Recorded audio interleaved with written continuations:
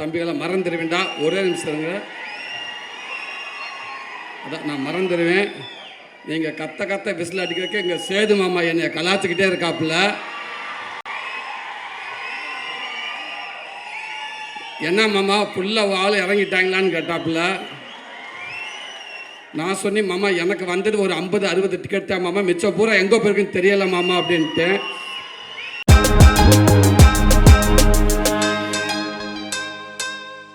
ரொம்ப அழகாக இருக்கேங்க. எத்தனை ஆண்கள் சொல்கிறத விட ஒரு பெண் சொல்கிறப்ப அது அவ்வளோ அழகாக இருக்குது. தேங்க்யூங்க, ரொம்ப சந்தோஷம். இங்கே வந்து தம்பிகளை மறந்துடுவேன்டா, ஒரே நிமிஷம் இருங்க. அதான் நான் மறந்துடுவேன். நீங்கள் கத்த விசில் அடிக்கிறதுக்கு எங்கள் சேது மாமா என்னை கலாச்சிக்கிட்டே இருக்காப்புல. என்ன மாமா ஃபுல்லாக ஆள் இறங்கிட்டாங்களான்னு கேட்டாப்புல.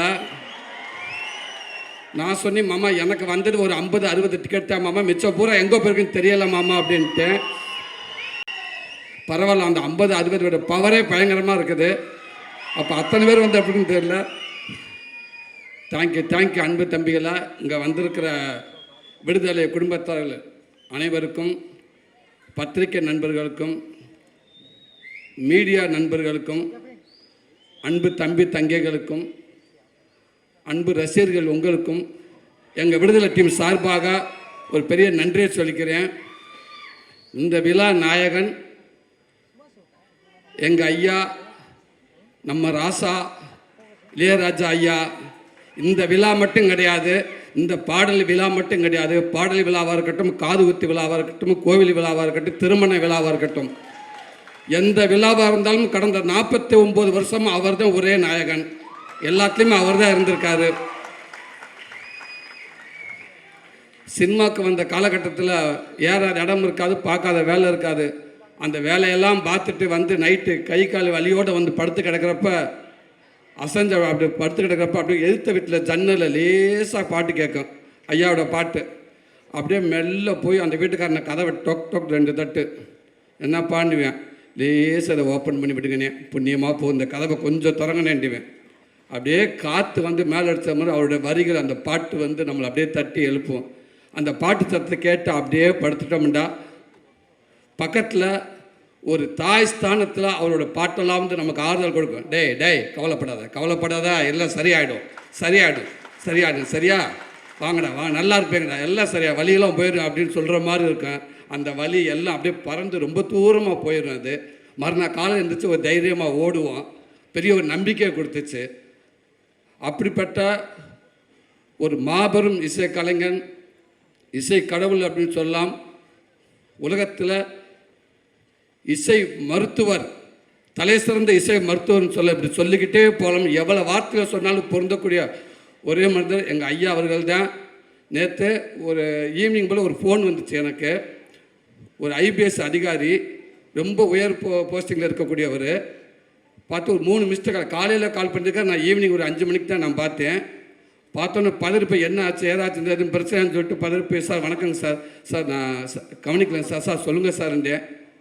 என்னங்க அந்த மனுஷன் பாட்டு போட்டிருக்காரு, என்னங்க பாட்டு சாண்டு, அந்த தென்னந்தனமும் பாட்டு கேட்டீங்க, எத்தனை தடவை நான் கேட்டேன்னே தெரியலைங்க எனக்கு. எங்கள் உண்மைக்கு தொலைக்குதுங்க. அப்படி ஒரு பாட்டை கேட்டுகிட்டே இருக்கீங்க. உலகத்தில் எல்லாத்துக்கும் ஒரு ஆப்ஷன் இருக்குங்க அந்தந்த காலகட்டத்தில். ஆனால் ஆப்ஷன் இல்லாத ஒரே ஆப்ஷன் இளையராஜா ஐயா மட்டும்தாங்க. அவருக்கு ரீப்ளேஸ்மெண்ட் யாருமே கிடையாதுங்க, அது அவர் மட்டும்தாங்க அப்படின்னு சொல்லுவாங்க. ரொம்ப சந்தோஷமாக இருக்குங்கய்யா. வாழ்க்கையில் மிகப்பெரிய பதிவு சமீபத்தில் எனக்கு நடந்துச்சு. ஒரு 10 நாளைக்கு முன்னாடி அந்த பாடல் வெளியீட்டு விழா அன்னைக்கு சாரோட ஆஃபீஸுக்கு போகிறப்ப நான் ஃபஸ்ட்லேயே வந்துட்டேன். அங்கே யார் இருக்கான்னு கேட்டு, யாருமே இல்லை, இளையராஜா ஐயா மட்டும்தான் இருக்காங்க அப்படின்னு. டிரைவர்கிட்ட டக்குன்னு வண்டி ஓரங்கட்டு அப்படின்ட்டு வெயிட் பண்ணு, அதாவது வந்ததுக்கப்புறம் போகலாம் அப்படின்ட்டு. சொக்கலிங்க பொங்காளி வாங்க போ அப்படின்றாரு. சும்மா இருங்க, அவர் மட்டும்தான் இருக்காருண்டு. ஏன்னா அவர்கிட்ட போய் உட்காந்து பேசுறதுக்கு நம்மள ஒரு ஆளே இல்லை. இருந்தாலும் யாராவது வரட்டும் அப்படின்ட்டு இப்போ பயத்திலே இருந்தேன். சீக்கிரம் வாங்க, சேது வந்துட்டார், பேசிக்கிட்டு இருக்காருன்னு சொன்னாங்க. உடனே விட்றா வண்டியா அப்படின்ட்டு வேகமாக வந்து உட்காந்துருந்தேன். ஐயா கிட்ட ஆசீர்வாதம் பக்கத்தில் உட்காந்துருந்தேன். அடுத்து வெற்றிமாறன் வந்தார். அதாவது அவர் பக்கத்தில் உட்காந்துருக்கப்போ அவர் நிறையா விஷயங்களை ஷேர் பண்ணியிருக்கலாம், எவ்வளோ விஷயங்கள். ஆனால் அவர் ஆரம்ப காலகட்டத்தில் சினிமாவுக்கு எப்படி அந்த இந்த மியூசிக்கில் வந்தார், அவங்க குருநாதர் யார், அவங்க அண்ணன் யார், அவங்க அம்மாவை பற்றி நான் எப்படி கற்றுக்கிட்டு எனக்கு எங்கே தூண்டுச்சு, முதல் டியூன் நான் எப்படி பண்ணி எது மூலமாக எனக்கு வாழ்த்து கிடச்சிச்சு, அதுக்கப்புறம் யோசித்து பார்த்து இது நமக்கு வந்த கைதட்டு இல்லையா, அப்போ நமக்குன்னு ஒரு கைதட்டு வரும்னு சொல்லிட்டு நான் ஆரம்பித்து ஒவ்வொன்றும் அப்படின்னு சொன்னார். அதையெல்லாம் கேட்குறப்ப பக்கத்தில் இருந்துட்டு இப்படி ஒரு பேசப்போ வாழ்க்கை அவர் செயற்படுறப்போ அந்த பதிவுக்குள்ளே நம்ம இருக்கோம் இல்லையா, அந்த பக்கத்தில் ஓரமாக கைகட்டி உட்காந்துருந்தேன் இல்லையா, இது என் வாழ்நாள் மிகப்பெரிய பொக்கிஷம் இல்லையா. இது எனக்கு இது நான் மட்டும் இது என்னோடய சந்ததிகள் எல்லாமே இதை பாதுகாக்க வேண்டிய ஒரு பதிவு. இது ரொம்ப ரொம்ப நன்றிங்க. அப்படி இருக்கப்போ உங்கள் வரிகளில் உங்களுடைய மியூசிக்கில் நான் ஒரு உருவமாக இருந்திருக்கேன். இப்போவும் சொன்னேன், இது கனவா என்னான்னு தெரியலை. இப்படி வாய்ப்பு எடுத்து கொடுத்த வெற்றிமாறண்ணே, இதுக்கு எதுவுமே தெரியாதுண்ணே, ரொம்ப ரொம்ப நன்றிங்க.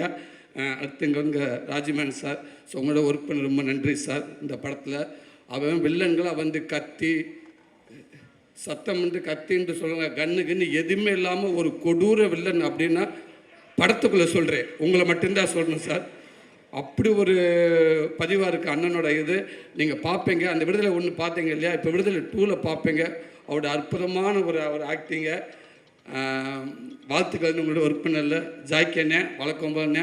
நீங்கள் இருந்தாலும் நீங்கள் இல்லாட்டாலும் உங்களுடைய பங்களிப்பு சினிமாவுக்குள்ளே அதிகமாகவே இருந்துக்கிட்டே இருக்குண்ணே. ரொம்ப சந்தோஷம். உங்களுக்கு வாழ்த்துக்கள். சேர்த்துனானே, உங்களுக்கும் வாழ்த்துக்கள்ண்ணே. சாரி, நம்ம எல்லாம் ஒன்றா தான் இருந்தாலும் நான் நீங்கள் சீனியர் அடிப்படையில் சொல்கிறேன். ரொம்ப சந்தோஷம் உங்களுக்கு ஒர்க் பண்ணல. அன்பு தம்பி கவின், நீ சொன்ன மாதிரி அந்த கேரளாவில் நீங்கள் கருணாசனன் நடிக்கிறப்ப நீ நடிச்சுக்கிட்டு இருந்தால், நானும் கேரளா ஃபஸ்ட்டு ஒரு மலையாள படத்தை கூட்டு போயிட்டாங்க. அங்கே போய் நடிச்சுக்கிட்டு இந்த ஆரம்ப காலகட்டத்தில் டக்குன்னு பிரேக்குன்னு விட்டுருவாங்க, எங்கே போய் உட்காருன்னு தெரியாது. மழை வந்துச்சு, ஒரு ஓரமாக ஒண்டிக்கிட்டு வந்து உட்காந்துருந்து நான். அப்போ நீ வந்தால் அண்ணன் அவங்க அப்பா வந்ததுனால பார்த்து பேசிட்டு இருந்து நிறைய விஷயங்கள் அண்ணன் சொன்னார். இன்றைக்கி இந்த படம் பார்க்குறப்ப வெற்றிமாறன் ஒரு 2 சீன் போட்டு காட்டினாங்க. அதில் அவனுடைய பங்களிப்பு அப்படி இருக்குது. வாழ்த்துக்கள் தம்பி. சினிமாவில் அவர் மூலமாக கண்டிப்பாக மிகப்பெரிய ஒரு நல்ல இடம் இருக்குன்னு நான் நம்புகிறேன். உடம்பு அவ்வளோ சூப்பராக வச்சுருந்தேன், செம்ம ஃபைட் பண்ணியிருந்தேன் தம்பி. வாழ்த்துக்கள் தம்பி. வணக்கம். ப்ரொடியூசர் அண்ணன், நீங்கள் அடிக்கடி சொல்லுவீங்க, எங்கே ஆரம்பித்து எங்கேயோ வந்து நின்றுருக்கு. இது எல்லாமே ஒன்றுமில்லை, இறைவன் தான். வெற்றி சமைச்சுக்க நம்பிக்கை தான், அவர் வச்சுருக்காத. ஒன்று மனசை நல்லா ஹாப்பியாக வச்சுக்கிடுவோம், நமக்கு எல்லாமே நல்லதாகவே நடக்கும். ஒரு படம் ஆரம்பிக்கிறது எப்படி, அதை எங்கே போய் முடிக்கிறது அந்த படத்துக்கு தெரியும். அதை தேடிக்கிட்டே இருக்குது, அது போய்கிட்டே இருக்குது, அது ஒரு நல்ல இடத்துல போய் நிற்கும் கண்டிப்பாக அப்படின்னு சொல்லுவீங்க. அது உங்களுடைய எண்ணம் போல்னே. கண்டிப்பாக இந்த படம் மிகப்பெரிய அடுத்த படம் எப்படி விடுதலை 1 உங்கள் எல்லாத்துக்கும் பிடிச்சிச்சு, விடுதலை 2 உங்கள் எல்லாத்துக்கும் பிடிக்கும்னு நான் நம்புகிறேன். கண்டிப்பாக நல்லாயிருக்கும். உங்களுக்கு நன்றிண்ணே, வாழ்த்துக்கள்ங்கண்ணே. பவான் சரி, ரொம்ப சந்தோஷம் உங்களை ஒர்க் பண்ணதுக்கு, ரொம்ப சந்தோஷம். அனன்யா பட்னம், உங்களுக்கு நன்றி மேம். தமிழண்ணே நன்றிங்கண்ணே. சார் உங்களுக்கு வாழ்த்துக்கள் சார். சேது மாமா, லவி மாமா, கொஞ்சம் படம் பார்த்தேன். படம் பார்த்துட்டு அப்போ நான் சொன்னேன், இந்த லவ் ஏரியா ஒன்று பண்ணியிருக்காரு மனுஷன், வேறு லெவல். அது உண்மைக்கு, அதாவது டைலாக் பேசி ஆக்சிடென்ட் பண்ணி நடிச்சிடலாம். ஒரு 5 நிமிஷம் ஒரு 10 செகண்ட் ஒரு லவ்வை வந்து லவ் பண்ணி நம்மளை ஹோல்ட் பண்ணுறது பெரிய விஷயம். ஆனால் ஒரு சீன் ஃபுல்லாக மஞ்சு மேம் மாமாவை சேர்ந்து டைலாக்கே பேசாமல் அந்த ஒரு சீன் ஃபுல்லாக ஒரு லவ்வை எப்படி சொல்கிறது, உன்னை எனக்கு பிடிச்சிருக்கா அப்படின்னு கேட்குறக்கு அவர் ஆக்ட் பண்ணியிருப்பாப்புல. மிகப்பெரிய ஆக்டிங் அது மிகப்பெரிய ஆக்டிங். நம்மளை அறியாமல் ஒரு நடிகை நடிக்கிறப்போ பார்க்குறப்ப நம்ம அந்த மூஞ்சி நம்ம கை காலம் நம்மளை அறியாமல் அவங்களோட அப்படியே போய்கிட்டே இருக்கும். அப்படி ஒரு அந்த சீன் அது. ஐ லவ் யூ மாமா. இதான் மாமா, நீ இன்னும் மேலும் நீ மிகப்பெரிய இடத்துல இருக்க மாமா. இந்த படம் இன்னும் மேலும் மிகப்பெரிய நடிகனாக கொண்டு போய் சேர்க்கணும்னு நான் இறைவனை நம்புறேன் மாமா. வாழ்த்துக்கள் மாமா. எங்கள் அண்ணன் வெற்றிமாறண்ணன், எப்படி சொல்கிறது, விடுதலைக்கு முன் சூரி, விடுதலைக்கு பின் சூரி, கீப்பு மாதிரி அப்படி மாற்றி எழுதலாம். வெற்றிமாறன்ங்கிற யூனிவர்சிட்டியில் விடுதலைங்கிற ஒரு டிகிரி படித்ததுக்கு அப்புறம் தான் என் வாழ்க்கையே மாறிடுச்சுன்னு நான் நினைக்கிறேன். சினிமாவை நான் பார்க்குறது மாறிடுச்சு, சினிமா என்ன பார்க்குறது மாறிடுச்சு நான் நினைக்கிறேன். அதுக்கு முன்னாடியெல்லாம் வந்து என்னோடய படங்கள்லாம் பார்த்துட்டு வந்து உங்கள் படங்கள் நல்லா இருக்குது, காமெடிகள்லாம் நல்லா இருக்குது, அந்த காமெடி நல்லா இருக்குது, இந்த டே நல்ல ஃப்ளோவில் போயிட்டுருக்குடா, கொஞ்சம் அமைதியாரா, அந்த காமெடி நல்லா இருக்குது, இந்த காமெடி நல்லா இருக்குன்னு சொல்லுவாங்க. அப்போ நான் சொல்லி உண்மைக்கே டேரக்டருக்கு ரொம்ப நன்றிங்க அப்படின்னு சொல்லுவேன். ஆனால் இன்றைக்கி என்னை பார்க்குறப்ப உண்மைக்கே ஒரு நல்ல நடிகனாக இருக்கீங்க நீங்கள். அந்த இடத்துல அந்த படங்களை பார்க்க சூப்பராக நடிச்சிருக்கீங்க, இந்த சீன் நல்லா நடிச்சிருக்கீங்க, நீங்கள் குமரசனாகவே இருக்கீங்க. உங்களை பார்க்குறப்ப அந்த சூரியன்றது எங்கேயுமே தெரியல, குமரசனாகவே இருக்குது அப்படின்னு சொல்லுவாங்க எல்லோரும். உண்மைக்கே எனக்கு ரொம்ப சந்தோஷமாக இருக்குது. அது மூலமாக எனக்கு ஒரு கைடன்ட்டு, அண்ணன் மூலமாக ஒரு கைடன்ட்டு ஒன்று கிடச்சிச்சு. அதுவும் எனக்கு நல்ல பேர் வாங்கி கொடுத்துச்சு. கொட்டுக்காளிங்கிற படமும் எனக்கு ஒரு நல்ல பேர் வாங்கி கொடுத்துச்சு. எவ்வளோ பேர் என்னை வாழ்த்துனாங்க. கமலஹாசன் சார் அதை பார்த்துட்டு ஒரு 4 பக்கம் லெட்ரு எனக்கு கொடுத்தாரு, எங்கள் டீமுக்கு கொடுத்தாரு. அதில் அந்த சூரியங்கிற ஒருத்தர் எங்கேயுமே தெரியல, பாண்டியாருன்னு தெரிஞ்சாருன்னு சொன்னார். இது எல்லாத்துக்கும் காரணம் வெற்றிமாறன் அண்ணன் மட்டும்தான். இது அவர் தான் எல்லாத்துக்கும் காரணம். அவர் ஆரம்பித்து வச்சது தான் இன்றைக்கி இவ்வளோ தூரத்துக்கு போயிட்டுருக்கு நான் நினைக்கிறேன். ரொம்ப நன்றிங்கண்ணே. இதை நான் முடிஞ்ச அளவுக்கு நான் ஒரு நல்ல பேரோடு நான் கொண்டு போயிருக்குன்னு நான் நினைக்கிறேன்னே, நான் நம்புகிறேனே. ரொம்ப ரொம்ப சந்தோஷங்கண்ணே. Master master same to you master. உங்களுக்கு பீட்டர்கன் மாஸ்டர் ரொம்ப நன்றி மாஸ்டர். அவளை கஷ்டப்பட்டு ஒர்க் பண்ணிங்க, அவளை நானும் கஷ்டப்பட்டேன். அதில் ஆமாம்மா, அந்த கிளைமேக்ஸில் ஒரு 15 நிமிஷம் என்னை ஏர்லேயே வச்சுருந்தீங்க. Thank you master. என்னை தரையில் என்னை படவே இல்லை. ஒரு இடத்துல காலெலாம் கிழிச்சு ஒரு 2 தையல் போட்டு ஒரு 4 தையல் போட்டாங்க.